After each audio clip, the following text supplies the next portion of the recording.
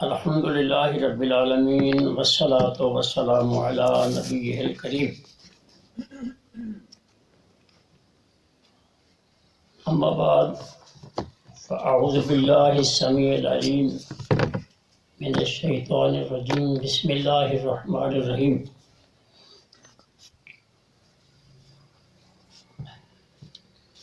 ان الانسان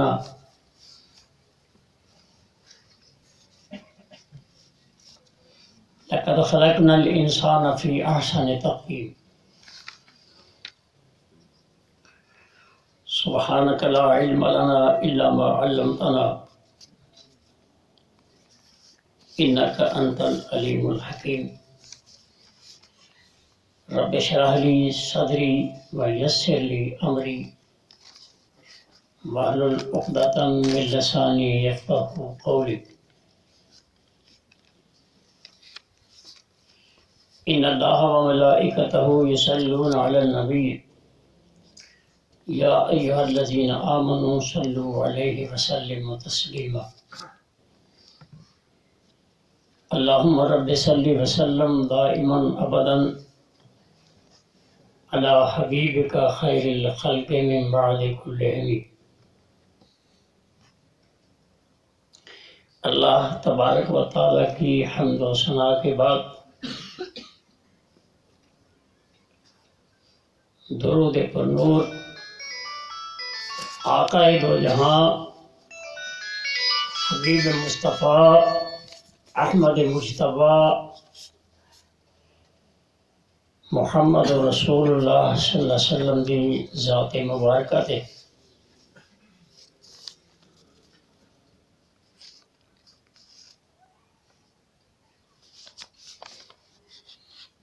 آج کے اس پروگرام میں شرکت کے لیے آنے والے تمام اکابرین، میرے دوست، میرے بھائی، میرے بیٹے، دور دراز کا سفر اور مشقت برداشت کرتے ہوئے جو تشریف لائے ہیں، دل کی اتھاہ گہرائیوں سے خوش آمدید کہتا ہوں۔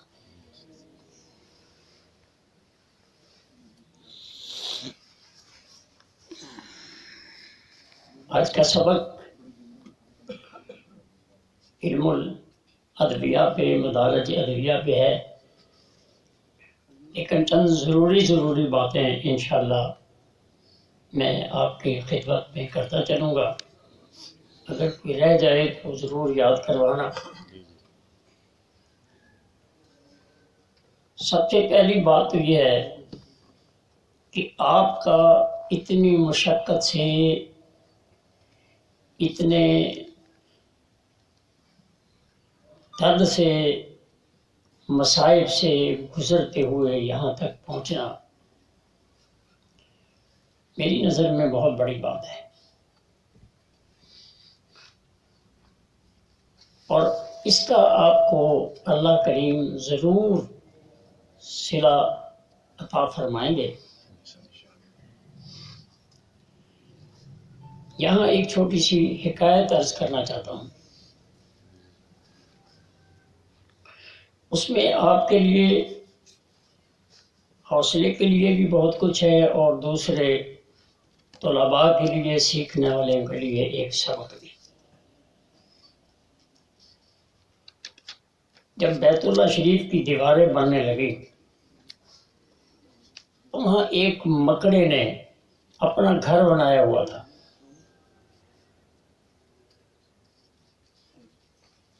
اب جب اللہ کریم نے فرمایا، اے میرے خلیل، اپنے بیٹے کے ساتھ میرا یہ گھر تعمیر کرو، دیواریں بناؤ، اس مکڑے کو پتہ چلا کہ اب یہ تعمیر ہونے والی ہے، میں نے تو یہاں گھر بنایا ہوا ہے۔ اس نے دعا کی، الہی میرا گھر اجڑنے والا ہے، میرا گھر ابھی گرا دیا جائے گا، مجھے اپنے گھر سے الفت ہے، محبت ہے، اے اللہ میرے اس دکھ درد کا کوئی مداوع ہو۔ اللہ کریم نے اپنے خلیل کو فرمایا، رو ذرا مجھے مکڑے سے یہ معاملہ طے کر لینے دو۔ سبحان اللہ۔ جی کیا چاہتا ہے؟ اس نے کہا اپنے گھر سے محبت کرتا ہوں، میرے سامنے آنکھوں کے اب یہ ٹوٹے گا، میرے دل میں جو درد کی کیفیت ہوگی وہ صرف میں ہی جانتا ہوں۔ اللہ نے فرمایا مکڑے آ میرے ساتھ سودا کر لے۔ اللہ جی مالک بھی تو ہے، خالق بھی تو ہے، ہر چیز تیری ہے، میرا مال و جان بھی تیرا ہے، تو ہی اس کا مالک ہے، میرے پاس کیا ہے جس کا میں سودا کروں؟ اللہ کریم نے فرمایا ہاں یہ سب کچھ بات درست ہے، لیکن آج ایک سودا میں پیش کرتا ہوں، اب تیرے دل میں آئے تو اس کو قبول کر، تیرے دل میں آئے تو انکار کر۔ اللہ کریم نے فرمایا ایسا کر، اس گھر کی قربانی تو دے دے، میں تیری زندگی کو دراز کر دوں اور تو غار ثور پہ چلا جا۔ سبحان اللہ۔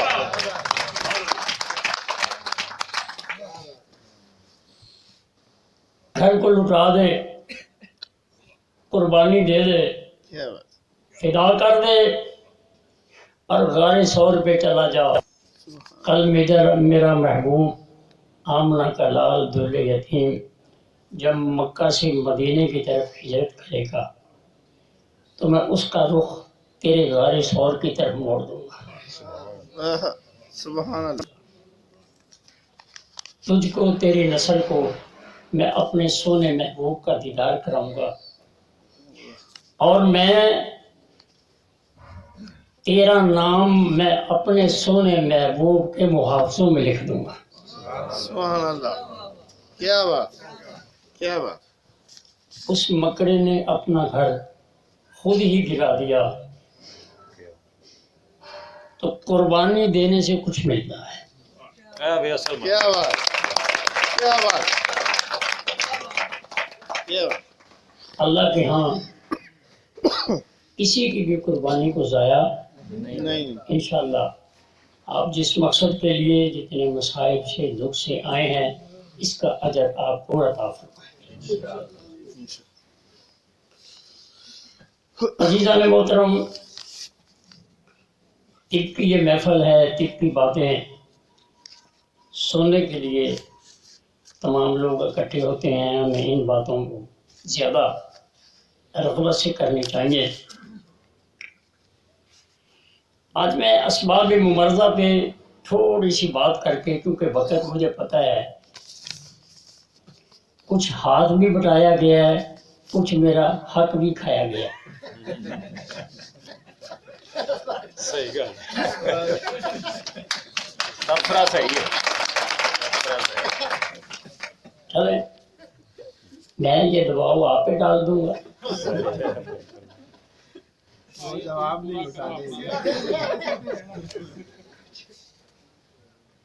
ایک سٹیج ہے، وہاں ایک طبیب آتے ہیں اور آ کر وہ یہ ثابت کرتے ہیں کہ اس وقت پاکستان کے اندر جو امراض ہیں وہ سب اعصابی ہیں، ذہنی ہیں۔ وہ اس بات کو ثابت کرنے کے لیے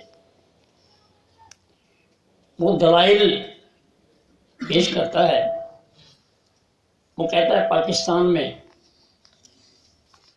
سوچ، فکر، غم، ٹینشنیں بہت زیادہ ہیں. جو غریب ہے اس کے لیے بھی اور جو امیر ہے اس کے لیے بھی. بلکہ میرا خیال ہے امیر لوگ نیند کی گولیاں زیادہ استعمال کرتے ہیں.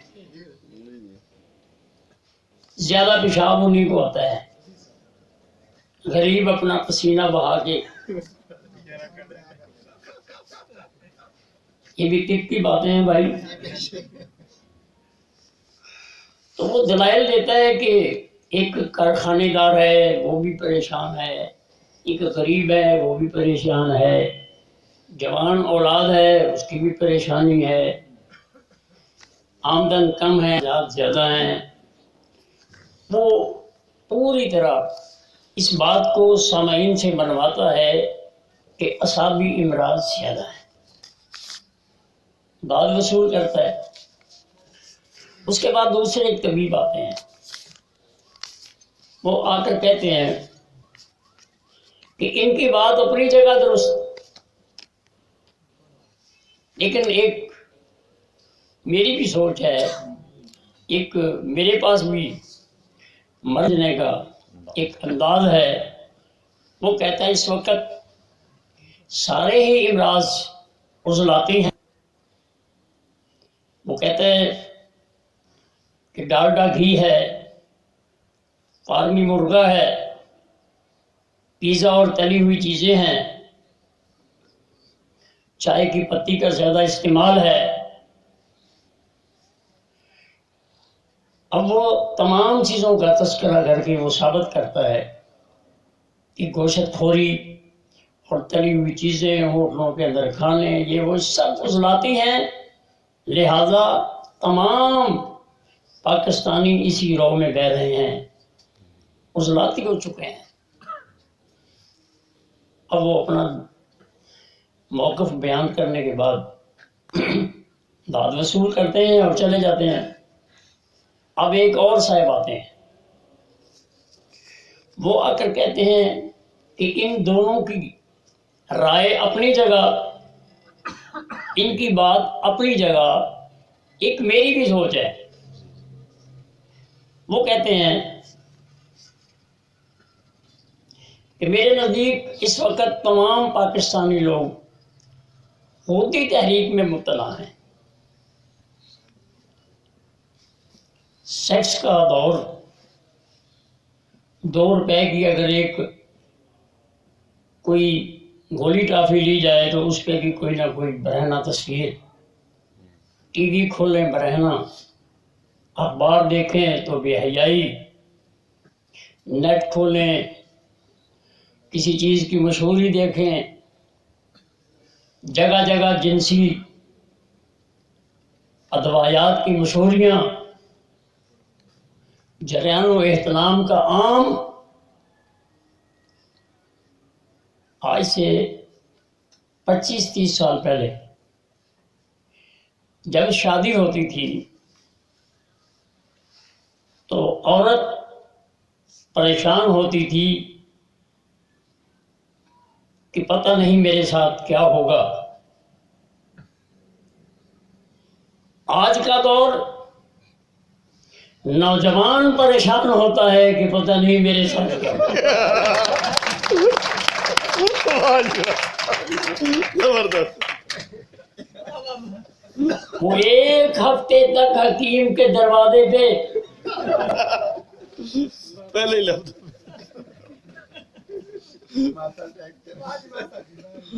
اب کیسے فیصلہ کریں کون سچا ہے، کس کی جائے. بس یہاں میں عرض کروں گا کہ آپ طبیبوں کو نبض کی ضرورت پڑے گی.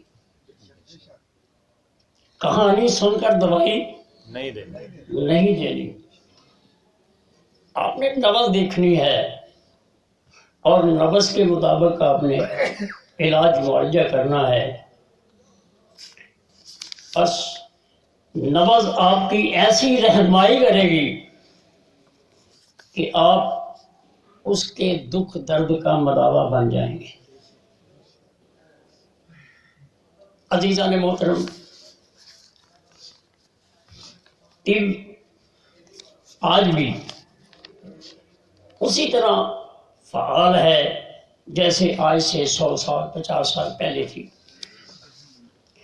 اور بادشاہوں کے مشیر طبیب ہوا کرتے تھے،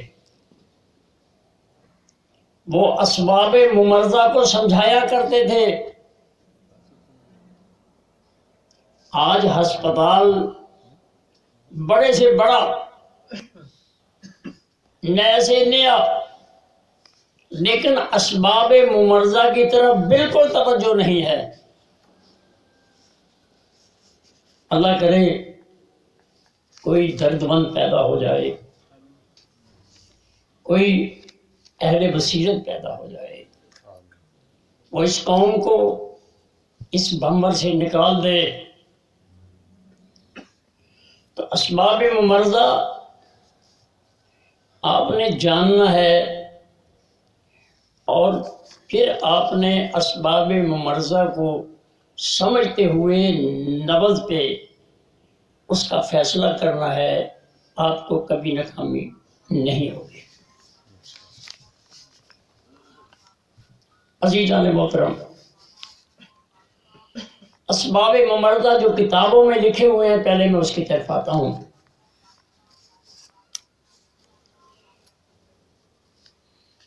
سب سے پہلے لکھا ہے، پھر ہے مأکولات و مشروبات۔ ہوا کا زیادہ ٹھنڈا ہو جانا، زیادہ گرم ہو جانا، اس میں کوئی تافن کا شامل ہو جانا، اس کو نام آپ کوئی دے لیں، کرونا دے لیں، کوئی اور نام جو آپ کی منڈی مارکیٹ میں زیادہ آپ کو آمدن دے وہ استعمال کر لیں، لیکن اسباب ممرضہ جو 6 ہیں، ان کے علاوہ اور کوئی مرض کا سبب نہیں ہو سکتا، نہ آج اور نہ آنے والے کسی اور دور میں۔ ہوا، مأکولات و مشروبات، کھانا اور پینا، بے وقت کھانا، بے وقت پینا، بغیر بھوک کے کھانا، بغیر پیاس کے پینا، یا بھوک کے ٹائم پر نہ کھانا، یا پیاس کے ٹائم پہ نہ پینا، یا ان میں کوئی تافن کا شامل ہو جانا۔ نیند اور بیداری مختصر کروں گا، اور میں پہلے سے یہ بات آپ سے بھی کہتا ہوں کہ جو مختصر چیز ہے وہ گرفت میں آتی ہے، طویل لمبی ہو وہ کچھ حصہ رہتا ہے کچھ۔ مأکولات و مشروبات، کھانا پینا، نیند و بیداری، سونے کا، اٹھنے کا ایک انداز، ایک ایسی ترتیب جو آپ کو صحت مند رکھے۔ حرکت سکون بدنی، حرکت سکون نفسانی۔ جسم سے زیادہ مشقت لینا یا وہ غم صدمہ۔ اس کے بعد نیند و بیداری، زیادہ سونا، کم سونا، وقت سے بے وقت سونا، یہ تمام نیند و بیداری میں شامل ہیں۔ اور آخری جو کتابوں میں اسباب ممرضہ لکھا ہے وہ احتباس و استفراغ۔ کسی چیز کا جسم میں زیادہ ہونا اور پھر رک جانا،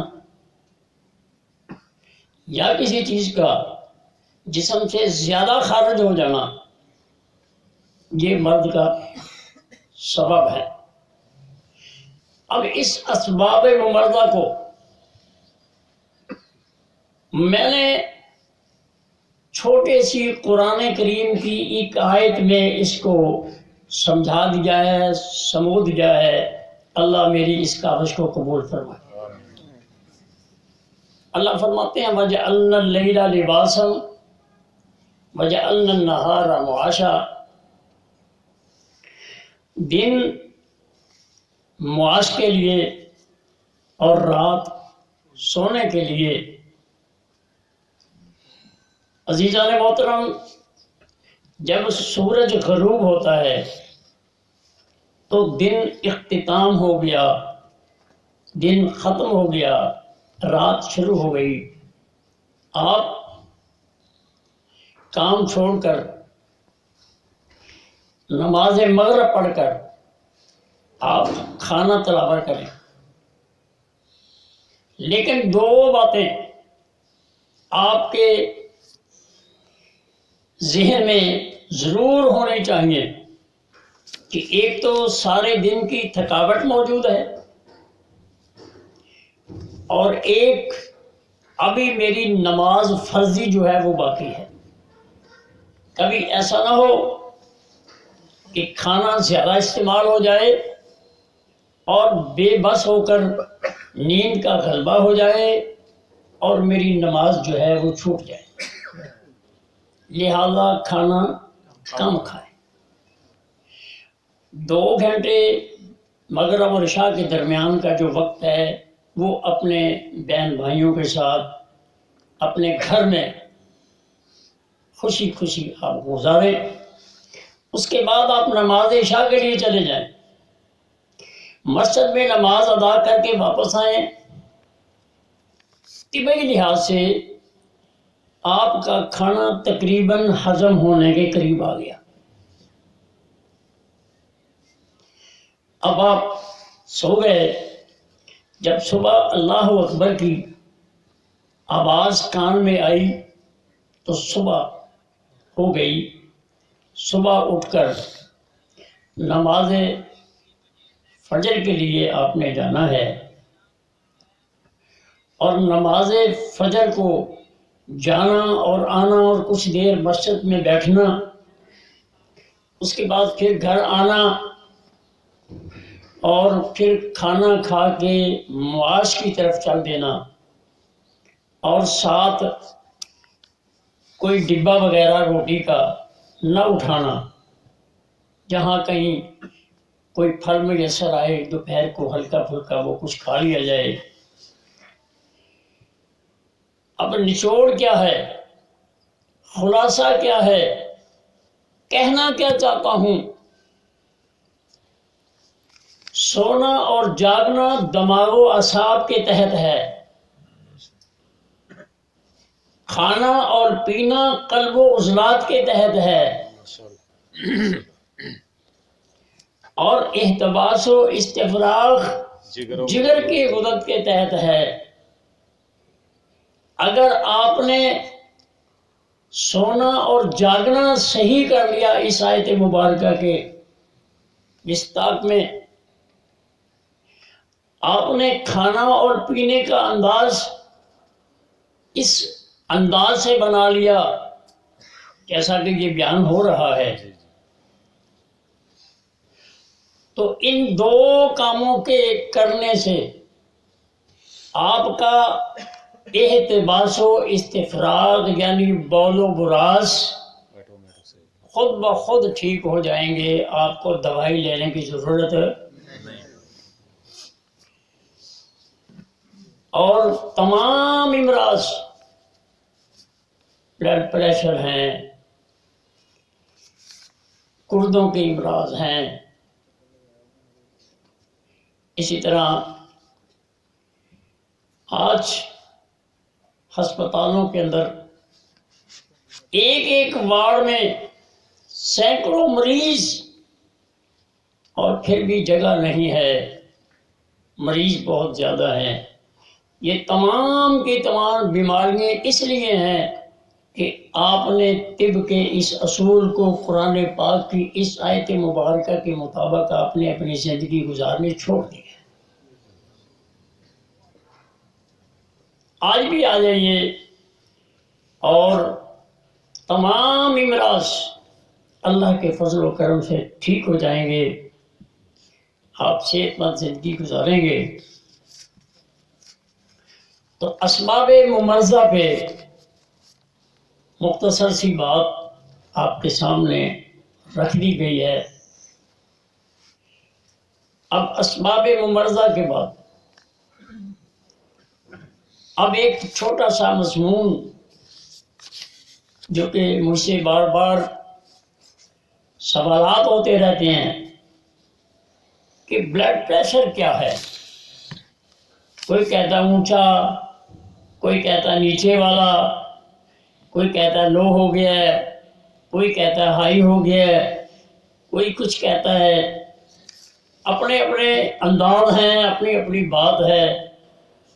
آئیے، آپ دانا لوگ بیٹھے ہیں، سمجھدار بیٹھے ہیں، آپ کے سامنے ایک مختصر سا چھوٹا سا ایک سبق پیش کرتا ہوں۔ خون کے دو بہاؤ، خون کے دو بہاؤ، دو بہاؤ، ایک خون دل سے جسم کی طرف آ رہا ہے اور ایک خون جسم سے دل کی طرف جا رہا ہے۔ کبھی جسم کی طرف جو آنے والا خون ہے اس میں تیزی ہوتی ہے، اور کبھی جسم سے دل کی طرف جو خون جا رہا ہے اس میں تیزی ہوتی ہے۔ جو خون دل سے جسم کی طرف آ رہا ہے جب اس میں تیزی ہوتی ہے تو نبض خشکی والی، قلب و عضلات والی، عضلاتی نبض ہوا کرتی ہے۔ آپ اس کے لیے اجوین، پودینہ، ادرک، لہسن کا کہوہ دے دیں، انشاءاللہ اللہ کے فضل و کرم سے مریض فوراً ٹھیک ہونا شروع ہو جائے گا۔ دوسرا بہاؤ، جسم سے دل کی طرف خون جا رہا ہے، اگر اس میں تیزی آ جائے تو پھر آپ سونف، چھوٹی الائچی، سفید زیرے کا کہوہ دے دیں، اس کو شفا ہونی شروع ہو جائے گی۔ اب تیسرا تو بہاؤ خون کا ہے ہی نہیں۔ اب اگر یہ دونوں بہاؤ ایک تسکین کے سبب اور ایک تحلیل کے سبب اگر کمزوری میں آ جائیں تو اس کی تاریخ اعصابی ہوگی، بلغم کی زیادتی ہوگی، رطوبت کی زیادتی ہوگی۔ آپ اس کو لونگ، دال چینی کا کہوہ، نیمبو ڈال کر استعمال کرا دیں، اللہ کے فضل و کرم سے وہ ٹھیک ہونا شروع ہو جائے گا۔ بلڈ پریشر کی جو علامات ہیں وہ ٹھیک ہونی شروع ہو جائیں گی۔ یہ مختصر سا قانون آپ کے لیے تحفہ ہے، قبول فرمائیں۔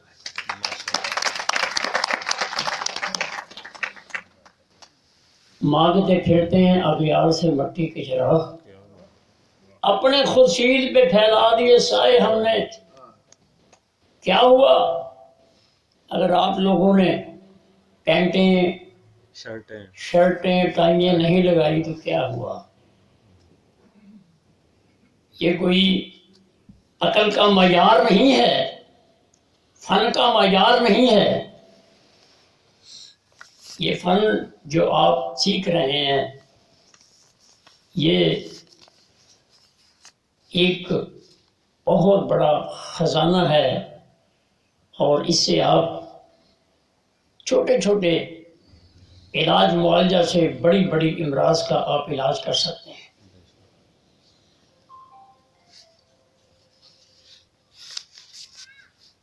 اب اگلا سبق، یہ بات سمجھ آ گئی ہے بھائی سب کو؟ بلڈ پریشر بہت آسانی نہ سمجھا، بہت آسان۔ اب ہم اپنے سبق کی طرف آتے ہیں جو ہے علم الادویہ، مدارج مرض۔ اب اس میں علم الادویہ بھی اور اس میں مدارج مرض بھی. ہمارے پاس 6 دوائیں ہیں. ایک محرک، ایک شدید، ایک ملین، ایک مسل، ایک اکسیر اور ایک مقفع. یہ نام طب مفرد اعضاء میں لیے جاتے ہیں. اگر کوئی ان الفاظ کے علاوہ اگر کوئی استعمال کرنا چاہے تو طب یونانی کے درجہ اول، درجہ دوم، درجہ سوم، درجہ چوہارم، پنجم اور 6، یہ تمام نام انہی دوائیوں کے اندر یہ چھپے ہوئے ہیں. آپ اس طرح سمجھ لیں. ہر محرک اور شدید دوائی رنگ سے رنگ کو تبدیل کرتی ہے. رنگوں سے علاج. رنگوں سے علاج. سودا بڑا ہوا ہے، سودا کو صفرا میں بدلنا ہے تو آپ نے محرک اور شدید درجہ اول، درجہ دوم کی کوئی دوائی جو ہے وہ دے دینی ہے. اس سے رنگ تبدیل ہو جائے گا. اگلا درجہ ملین اور مسل، حبس اور قبض، سوزش تک. اب آپ نے نام محرک، لذت اور حبس 2 دوائیں،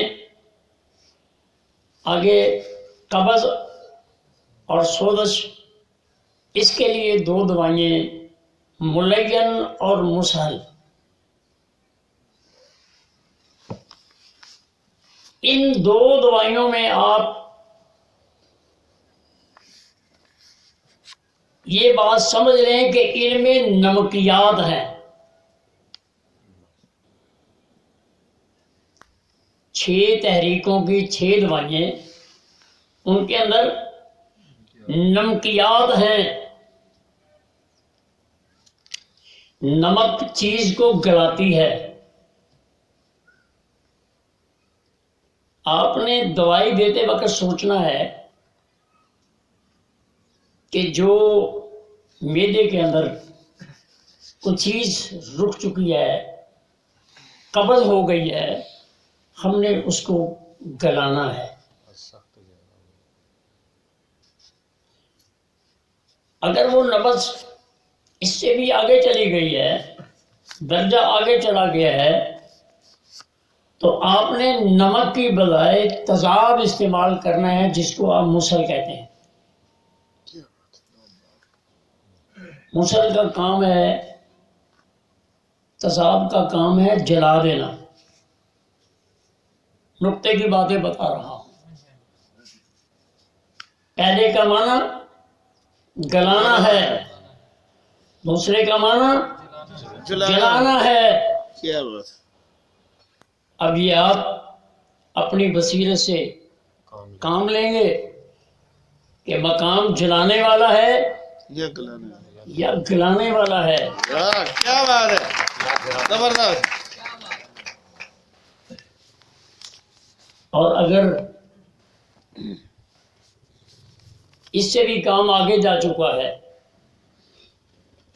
وہاں قبض سے سوزش ہو چکی ہے اور سوزش سے وہاں زخم ہو چکے ہیں، تو آپ نے یہ تصور رکھنا ہے، ذہن رکھنا ہے کہ اس کے اندر سوزش ہے، میں نے یہاں مسل ہی استعمال کرنا ہے اور کوئی دوائی استعمال نہیں کرنی، اور اسی سے ہی شفا ہونی ہے. یہ قانون طب ہے. اپنی ٹائی نہیں چلتی۔ کیا بات اب اگر سوزش کی وجہ سے ورم پیدا ہو چکا ہے، پہلے آپ نے دوائی دی محرک اور شدید، رنگ سے رنگ کو تبدیل کرنے کے لیے، پھر آپ نے دوائی دی جلانے اور جلانے، جلانے اور گلانے کے لیے، کام آگے جا چکا ہے۔ پہلا عمل رنگ سے رنگ تبدیل کرنے کا معنی مفہوم یہ ہے کہ ایک تحریک سے آپ دوسری تحریک کو پیدا کر رہے ہیں، بس۔ آگے جو آپ دے رہے ہیں ملین اور مسل، تو آپ کے ذہن میں یہ بات ہونی چاہیے کہ تحریک کے سبب تسکین والے مقام پر کچھ خمیر پیدا ہو چکا ہے۔ مقام مرض کیا ہے؟ تحریک۔ اس کے سبب، تحریک کے سبب تسکین والے مقام پر خمیر پیدا ہو چکا ہے۔ اب آپ نے اس خمیر کو نکالنے کے دو انداز میں نے آپ کے سامنے رکھ دیے ہیں کہ آپ نے اس کو گلانا ہے یا آپ نے اس کو جلانا ہے۔ اگر مرد اس سے بھی آگے چلا گیا،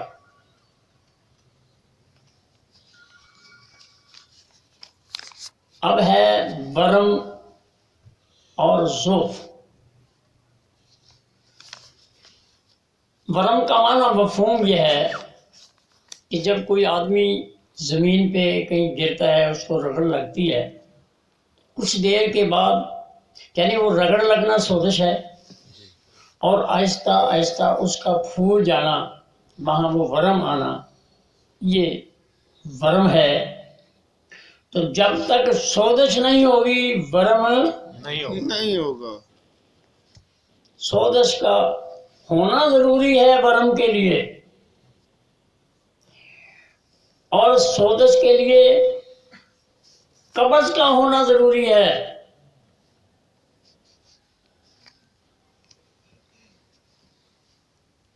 اور قبض،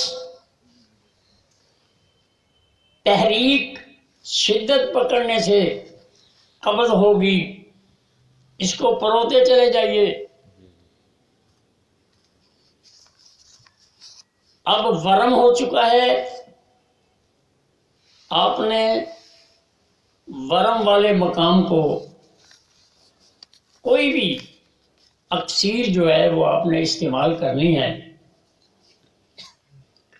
اصل مرض جو ہے وہ سوزش تک ہے۔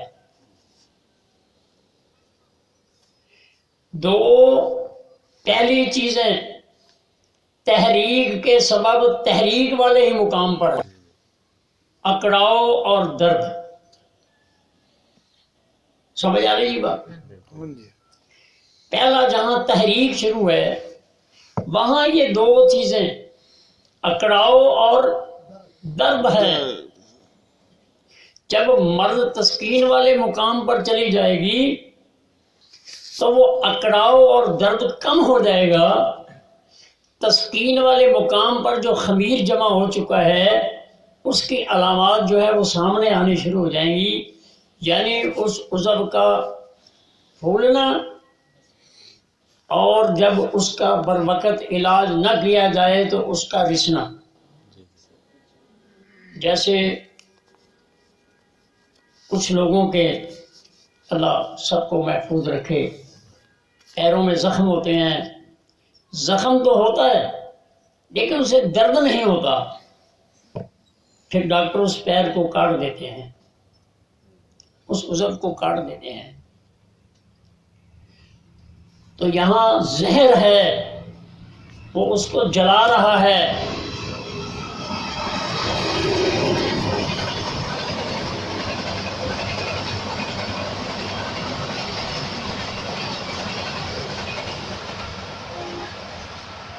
اب تسکین کی دو علامات آپ کے سامنے آ گئی. ایک ابتدا ہے اور اس کی انتہا ہے. ملین اور مسل یہ تسکین والے مقام کو صاف کرنے کے لیے آپ نے استعمال کرنی ہے. اب یہاں محرک شدید سے کام نہیں چلے گا. بیزاری ہوگی، تنگی ہوگی، تکلیف ہوگی، علاج نہیں ہوگا.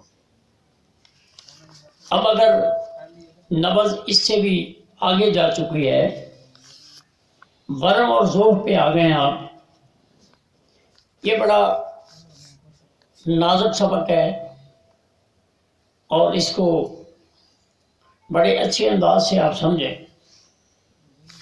دو تحریک والے مقام پر علامات، دو تسکین والے مقام پر علامات، جی جی اور دو تحلیل والے مقام پر علامات. کیا بات. تحریک وہی ہے، سبب وہی ہے، سبب وہی ہے. مقام بدل رہا ہے. لذت ہے، حبس ہے، قبض ہے، سوزش ہے، برم ہے، ذوف ہے، وہ وہی ہے. لیکن مقام بدل رہا ہے. لیکن مرض کا مقام بدل رہا ہے، تکلیف کا مقام بدل رہا ہے. کیا بات، کیا بات. تحلیل کیوں آتی ہے؟ تسکین کا تو آپ نے سمجھ لیا نا جی کہ ماں خمیر پیدا ہوا. تحلیل کیوں آتی ہے؟ تحلیل اس لیے آتی ہے کہ جو پردہ تسکین والا جہاں خمیر جمع ہو چکا ہے وہ آگے والے عضو کی طرف غذا نہیں بھیج رہا. کیا بات، زبردست. اس کے پاس وہ غذا ہے ہی نہیں، اس کے پاس تو تحفن اور خمیر ہے. وہ تو خود گل رہا ہے، جل رہا ہے. یہ آخری مقام ہے. اور اگر تحلیل والے مقام کو اگر غذا نہ ملی تو پھر وہ ضعف کے سبب، کمزوری کے سبب وہ گر پڑے گا، جس کو عام لفظوں میں ہم فارج کہیں گے.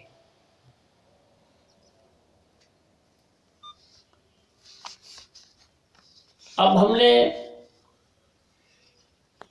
ادویات کے بارے میں تھوڑا سا سمجھیں.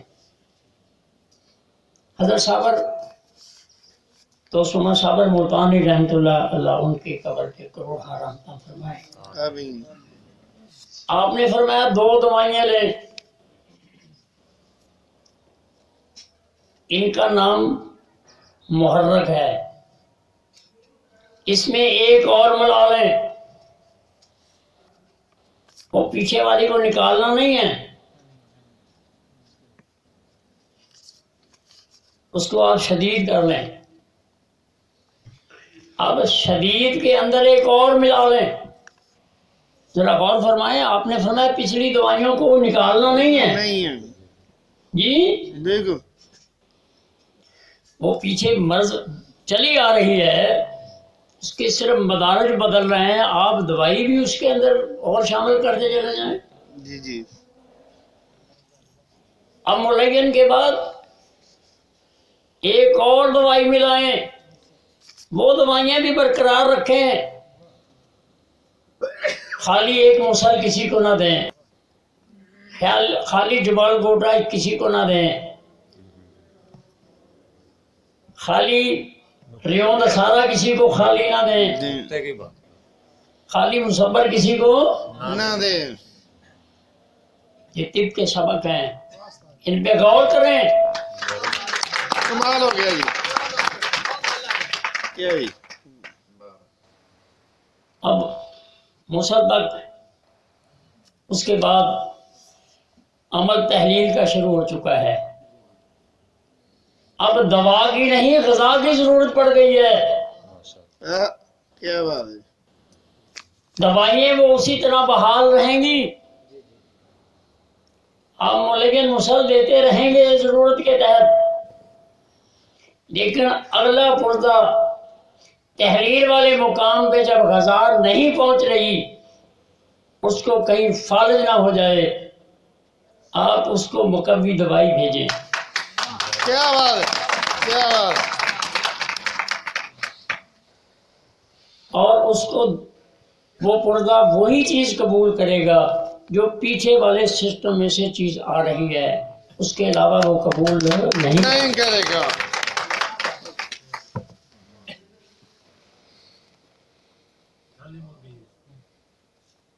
اللہ کریم نے ہمیں جس طب سے وابستہ کیا ہے، ہم جتنا ناز کریں، جتنا نخرہ کریں، جتنا اکڑ پن کریں، کم ہے۔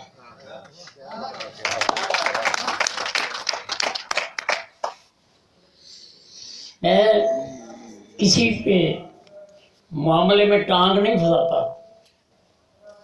لیکن میں اپنی طب کے بارے میں اعلان کہتا ہوں کہ اس میں نہ کہیں کوئی خامی ہے، نہ اس میں کوئی بے ربطگی ہے، نہ اس میں کوئی چیز درمیان میں ٹوٹنے والی ہے۔ یہ ایک ضابطہ اور قانون کا نام ہے طب یونانی یا قانون صبر۔ اللہ پاک ہمیں اس طب سے وابستہ کرے اور ہمیں اس طب کو سمجھنے کی اللہ توفیق عطا فرمائے۔ ٹائم کافی ہو چکا ہے، میں اور بھی چاہتا تھا لیکن ابھی میں نے سوالوں کے لیے ٹائم دینا ہے۔ اب میں چاہتا ہوں کیونکہ جمعے کا دن ہوتا ہے تو یہ بات سامنے ہوتی ہے، اب سوالوں کے لیے آپ کے لیے ٹائم ہے۔ اگر کوئی میری بات رہ گئی ہے تو مجھے یاد کرا دیں، پھر میں انشاءاللہ دوہرا دیتا ہوں۔ سر آپ نے پچھلے لیکچر میں ورمی نبض میں ہماری بات ہوئی تھی جی کچھ جو اس کا جواب انکمپلیٹ تھوڑا سا رہ گیا تھا۔ ایک تو یہ میری گزارش ہے کہ دو ورمی نبضیں، ایک وہ جو اپنی اس کی صحت کی نبض ہے، اس میں ورم جو ہم جس کو کہتے ہیں، اس کی تھوڑی سی بتا دیں کہ وہ نبض کی حالت کیا ہوگی، مطلب وہ کیسے پتہ چلے گا کہ یہ مدارج طے کر کے والی نبض ہے یا وہ خود سے وہ اسی اپنے مزاج میں ورمی ہوئی ہے۔ ایک اس کو ذرا حوالے کر دیں۔ جزاک اللہ جی، بہت اچھا سوال ہے۔ سر ایک اور سر مہربانی ہے، ہماری جو ادویات جو ہم مطلب پہلے ایک سوال مکمل کر لیں پھر اس کے بعد اکٹھے نہیں۔ ہم عموماً یہ لفظ لکھتے ہیں کہ یہ عضلاتی خودی ورمی ہے۔ اس کا معنی مفہوم یہ ہے کہ اس شخص نے کبھی عضلاتی چیزیں کھائی ہیں اور کبھی غدی کھائی ہیں، وہ عضلاتی اور غدی چیزیں کھاتا رہا ہے تو دونوں ہی جگہ بے کچھ تحریک کی علامات ہیں۔ علاج معالجے کی صورت میں یہ نہیں ہے کہ ایک تحریک ٹوٹے گی دوسری پیدا ہوگی، لیکن یہ ایک ترتیب ایسی اس نے بنا لی ہے کہ وہ عضلاتی بھی کھا رہا ہے اور کوئی خودی بھی کھا رہا ہے کبھی، لیکن وہ اعصابی نہیں کھا رہا۔ اب وہ مرض کا سبب بن گئی، آپ اس کو اعصابیت دیں گے، رطوبت دیں گے، اس کا جو توازن ہے وہ برابر ہو جائے گا۔ سمجھ آئی جی؟ ملی جلی علامات آئیں گی دونوں کی غذا کھانے سے جی دونوں جگہ کو تحریک ہوگی۔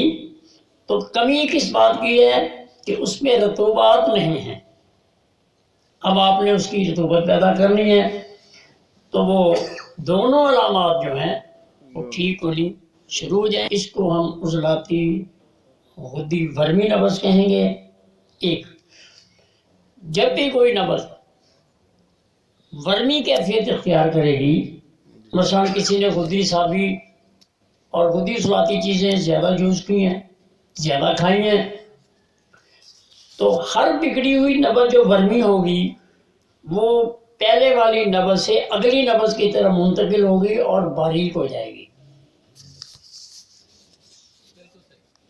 اگلی نبض کی طرف منتقل ہوگی۔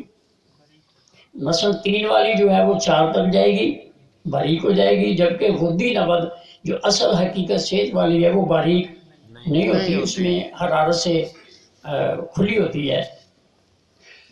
تو اسی طرح خودی عضلاتی جبکہ وہ 4 انگلوں پہ ہے، اگر وہ خودی سابی ہوگی، گرم تر ہوگی، تو پھر وہ دونوں انگلیں جو سائڈ والی ہیں وہ کم ہونی شروع ہو جائیں گی اور وہ نبض باریک ہونی شروع ہو جائے گی۔ اچھا استاد محترم میں رہا کہ نامکمل تحریک پہ بھی تھوڑا سا اگر روشنی ڈال دیں تو وہ یہ جی میں سمجھ دیکھیں، نامکمل، یہاں ایک سوال پیدا ہوتا ہے کہ وہ کون سی نامکمل ہے جس کو مکمل کیا جائے، یہ بتا دیں۔ سر آپ اکثر یعنی کہ عضلاتی یا گدی یا جو بھی ہے کوئی ایک تحریک جو نامکمل ہوتی ہے۔ اچھا، یہ سوال ایسا حل ہو جائے گا انشاءاللہ، پہلے نہیں ہونا تھا۔ جی میری گزارش ہے جی کہ ہر نبض جی ایک دن میں یا 2 دن میں عضلاتی غدی سے غدی عضلاتی نہیں ہو جایا کرتی، جی جی وہ آہستہ آہستہ ہوتی ہے۔ جی جی تو ابھی جب اس کے پورے مدارج پورے نہ ہوں تو وہ نامکمل ہے، جی یعنی گویا کہ آپ نے اس کو ابھی غدی عضلاتی اور غدی سابی دوائی دینی ہے جی، اس کو وہ شفا مکمل ہو جائے گی۔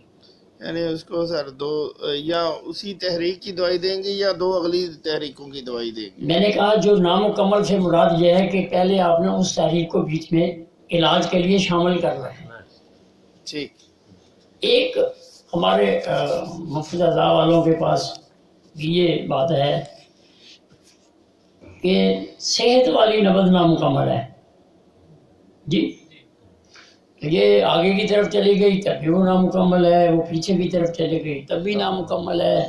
اس کو مکمل کرنے کے لیے وہی قانونی طریقہ علاج ہے کہ جو چیز بڑھ چکی ہے اس کو کم کر دیا جائے۔ بعض لوگ کہتے ہیں جی یہ کیسے ہو جائے گا جی کہ عضلاتی غدی نبض ہے، بھرمی نبض ہو گئی ہے یا غدی عضلاتی نبض ہو گئی ہے، اب اس کو غدی سابی دوائی دینے سے وہ کیسے ہو جائے گی؟ تو میں ان سے کہتا ہوں کہ بھائی جو کچھ آپ کرتے ہیں۔ السلام علیکم۔ حکماء برادری سے گزارش ہے کہ ویڈیو سننے کے بعد اگر آپ کو پسند آئی ہے تو اس کو لائک کریں، شیئر کریں اور سبسکرائب ضرور کریں، اور گھنٹی کا بٹن یعنی بیل آئیکن جو ہے اس کو پریس کریں، گھنٹی کا بٹن دبائیں تاکہ آپ کو ہماری تمام ویڈیوز باقاعدگی سے پہنچتی رہیں۔ السلام علیکم۔